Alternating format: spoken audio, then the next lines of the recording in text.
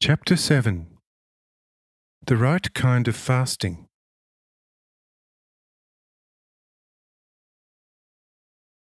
Both of them, and still many others who had heard the explanation by the angel, opened their eyes in surprise.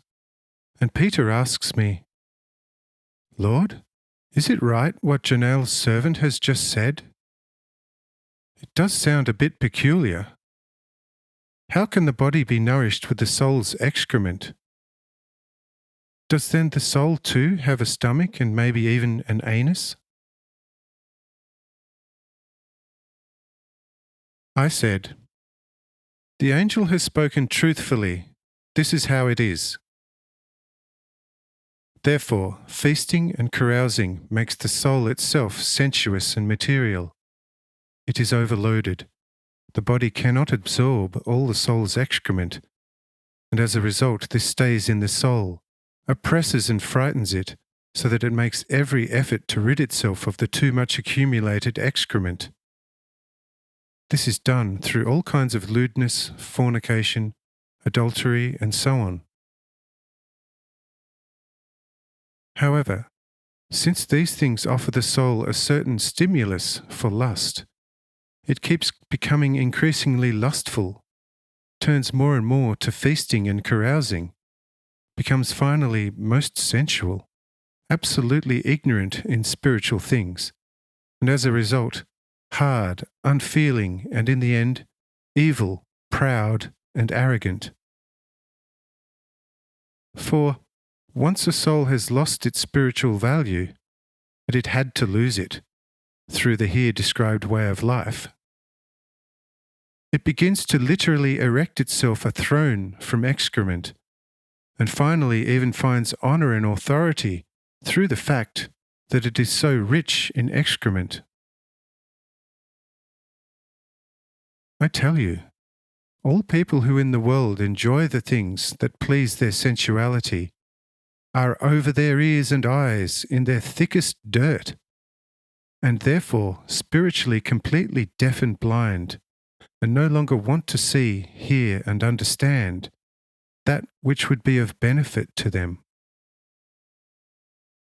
Therefore, you should always be moderate in eating and drinking, to avoid falling ill in your soul, so that this may not perish in its excrement."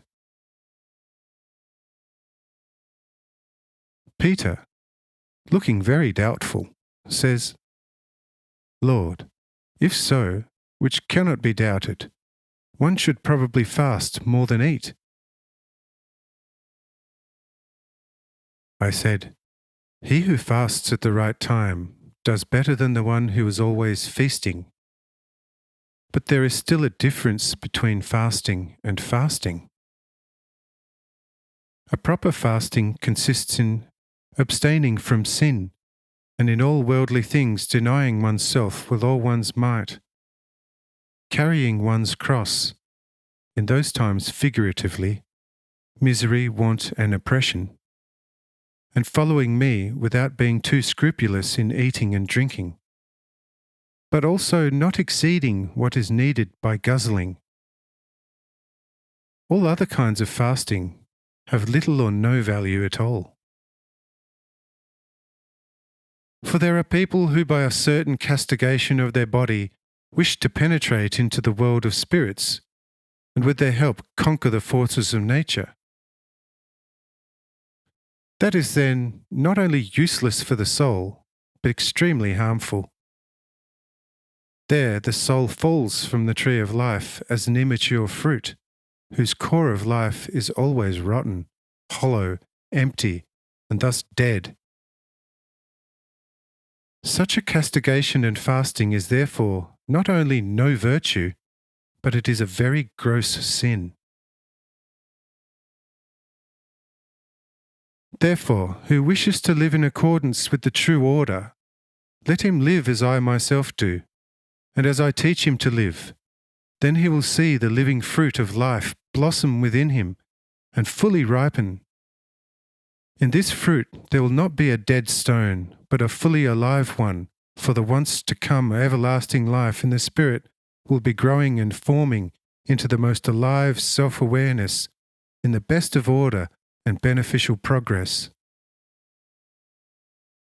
Now you know also in this matter what you have to do in full accordance with the divine order. Act accordingly, and you will have life within you.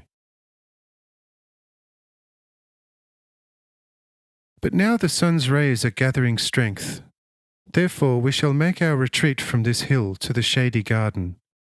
And you, my scribe Matthew, can sort out your writing tablets for a fuller rendition of the happenings and teachings. But we shall now allow ourselves a little rest.